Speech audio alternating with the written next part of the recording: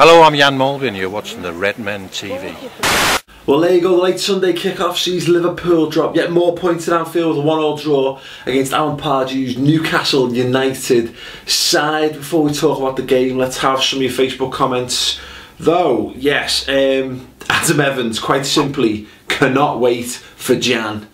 Or maybe he can't wait for Jan. Maybe he just needs a bit of Mulvey, I don't know. Anyway, Scottamere Mackenzie says, we were pretty class today, but as Brendan would say, we just didn't get the rub of the green again. Yes, John Produci says, don't know how we lost that, dominated all game, but I do know Luis Suarez is not human.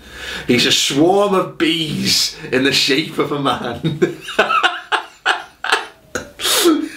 It's covered in bees. Yes, Steve Wright. I'm not sure I agree with this, Steve, but anyway, Suarez's goal was boss. I agree with that. Jones was solid and Suso was great. I don't agree with the latter part of that. Allen was shite and Newcastle were dirty. Yeah, I don't know.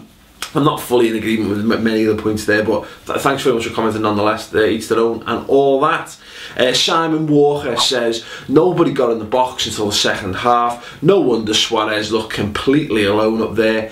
No goal threat for the entire first half. Yes. Rowan P.S. Gupta says, if they keep playing like this, I will lose all my fingernails. Keep calm and wait for January. Yeah. Ross Michael Wilson, 2 amazing goals, positive performance, but not what we want. We'll get there. I think the signs are obvious. Bring on Chelsea next week. We always seem to perform against the bigger teams, so let's stay hopeful. God, yeah.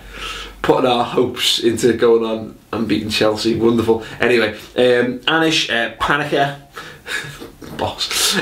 10 goals this season for El Pistolero. Unbelievable. Was that Messi? No, it was our diver. What a finish. Well done, ref. Yes, and just to round up, Mikey Curtin says, on a positive note, today was Charlie Adams' best performance at Anfield. Oh yes, yes indeed it was. You know what, just reading them comments has put me in a far better mood. Not that I was particularly downbeat, but I was beginning to feel a little bit like I was after the Stoke game.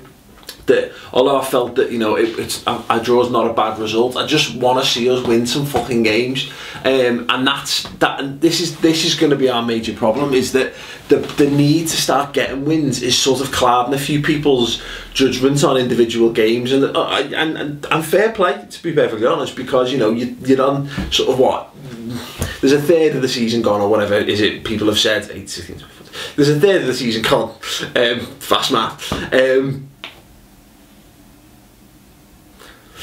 Quarter of the season gone? I don't know. Anyway, where's Chris when you need him with his fast mathematics, or perhaps a calculator, or perhaps just having paid attention in school when they were doing times tables. Anyway, no, look, there's a chunk of the season gone, and let's face it, we've not exactly set the world alight. We're still in the bottom half of the table.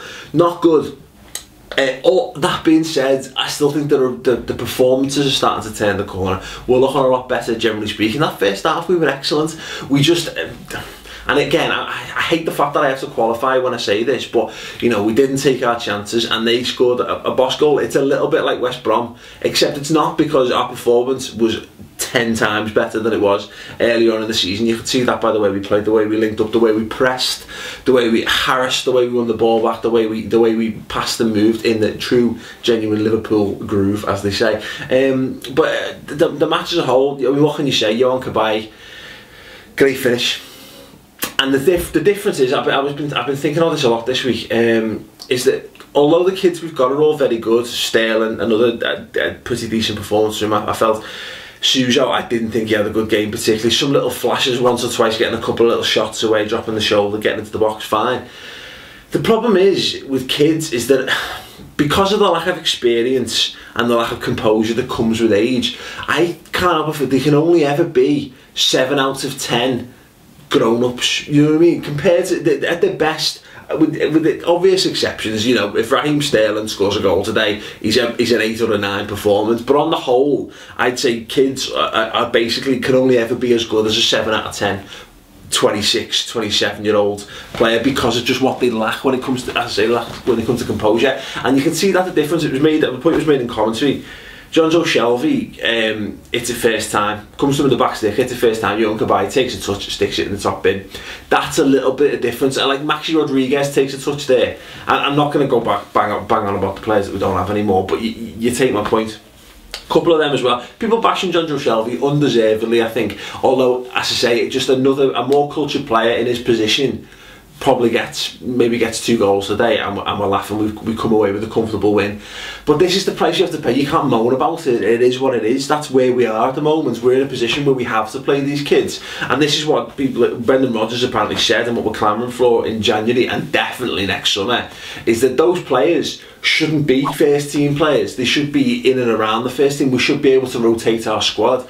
Raheem Sterling, as good as he is, he shouldn't be first choice, but there should be another person there. There should be a 24-year-old who can do exactly what he can do, except he's 24 and he's not a child playing a man's game and having all these hopes and expectations placed on him. He has that chance. Luis Suarez feeds him in, and he's unlucky. Perhaps should get a shot off early, but again, he's 17 years old. What do you want from him? And that's what annoying. We mentioned this on the show last week. We did this in the derby as well. He had that one-on-one that he completely spunked up the wall. But I found myself getting like, oh, come on, Raheem, you should be doing better than that. But he's a kid. We need to calm the fuck down and get off his back, because he's meant to make mistakes like that. That's how you become a footballer. Do anything in life, you don't become good at something by being perfect at it from day one. You become better at something by fucking it up and going, I won't do that again next time. I'll try something different. And then by a method of trial and error, eventually you become pretty damn good at something. And anyone who's watched this show for the 3 years that it's been in existence will know exactly what I'm talking about, because it was fucking woeful when we started. It's still not great.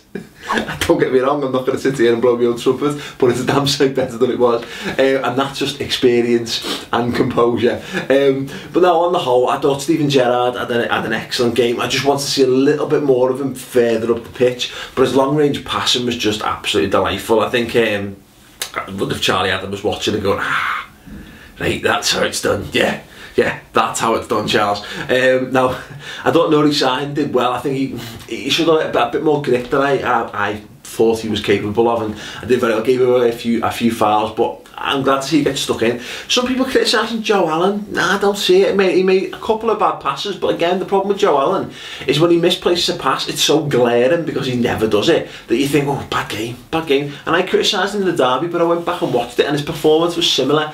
His defensive midfield work has just improved so much. People might think he's a bit lightweight, but so many times he won the ball back, or he put pressure on and slowed the play down. I thought he was very good. Not his best performance in Liverpool shirt by any stretch, but for a much better defensive midfield performance than I expected him to be able to deliver, to be honest. To be honest, yes. Luis Suarez, well, what can you say? This was one of the games we always said every week. The Lord his name, made me first child weeks, or the ring his little fucking Uruguayan neck for diving on the floor and missing early 80 chances. This was the Lord and magnify his name week, because that goal, as Andy Gray would say, that's not top drawer, that's above the top drawer, isn't it? Just a shame he couldn't add to it, and the second half he was just magnificent. There'll be some debate, I think, over the Coloccini one, because the Coloccini sending off involving Suarez. At the time, I thought nothing. He's maybe just caught him. Suarez has gone round him. They've had the referee go straight with the red. You're thinking, oh, fucking hell, here we go. Controversial incident, talking point. And while I'm making a talking point of it, it's nowhere near as controversial, nor is it so much of a talking point as it could have been, because you see it. That's he doesn't make the contact, but it's a potential. He goes in, he's well late, and he goes in, studs up, and if he catches Suarez like on the knee, or thigh or shin or whatever, that's a fucking leg breaker. So, and you can see, and thankfully Sky Sports seem to have backed up straight away. You look at they go straight to the linesman, and he's mouthing red to the referee. So fair play. Looks like we actually got a decent decision in our favour. It's shame we just couldn't capitalise on having the extra man, but sometimes that's the way it goes. It's just annoying. As I say, look, it is what it boils down to. We need to start getting some wins on the board. That's a major worry, because at the minute we don't know where they're coming from. But I'd like to think we've just got to get through Chelsea. If we can just not get beat against Chelsea, we can start looking ahead again to a run of decent difficulty level fixtures in the run up to Christmas and beyond, and as we keep saying, hopefully get some reinforcements in January. I know we've still got 2 months till the January window, so probably a little bit early to be talking about that. Like, but I think it's obvious, isn't it? I think I know the players that we've got there, whilst fine, we've got one world class player in that side, and that's Luis Suarez, and that's every other game he's world class. The other game he's that. Steven Gerrard is still a great player, but by no means, you know, the tip-top world-class player that he was 3, 4, 5 years ago. And Raheem Sterling bags a potential wonder kid, but again, he's not there. He's not the finished article. Still very raw. Delivering the final third is what lets him down big time. So yeah, if you're going to be miserable, fair play. We're going to be discussing this match anyway in far greater detail and with statistics to back wild accusations up and the likes. The very interesting point I want to discuss there is that notion of kids and how good can you really class a kid compared to, you know, our kids basically just average level senior players by all accounts. We'll be discussing that on the show. We'll obviously be looking ahead to the Chelsea game as well, which should be interesting. So please do tune in for that. It's on the redmentv.com, free for a month. We're like Netflix, only cheaper, with no films on and entirely biased towards Liverpool. So get on it. Definitely worth a look, and that's, I mean, I have to say that, but there's plenty of people on there who agree, so why not try it out? It costs you fuck all, so definitely try it out. We do stuff like this. It fills me with a cold dread though, the thought of three in the back, and it just brings back mid-90s memories of Roy Evans' sides where I just had a flashback then actually to remember when we went to when Dalglish's first game, was it, or Dalglish's first game in the league away to Chelsea, and he played 3 at the back and we won. And it actually worked, but most of the time it was a tweet. Well, Rafa used to do it as well. It was a tweet on the day, and it was like, yeah, Kavam, Hegem, Bjornaby. When we had loads of Norwegians in the side. Mine was, because there was a point where we had a glut of left-footed centre-halves, and it was Rudder, Bab, and Harkness was there as well, like, and it was like, you just thinking about... Matteo, was it, as well? No, probably not, because he played for Chelsea. Sorry, Matteo. Chelsea's manager just at the back. The Matteo? Yeah. That Matteo? The Matteo, yeah. The Matteo, that's how it was written, yeah. But I just shut. That's it. Yeah, you're not the only one. John Motson used to do it every week. Yeah, and if you've not watched our Being Liverpool parody yet, do get on that. Very good laugh to make. If we get to 20,000 views, I've said we'll make a sequel to it of sorts. So if we can get that retweeted and posted and shared and all that, then please do. Anyway, thanks very much for watching. Keep your chins up is the mantra of the season. But do it. Keep your chins very high up. And I'll see you. See you Wednesday night for part 1 of the Subscriber Show. Ta-ra.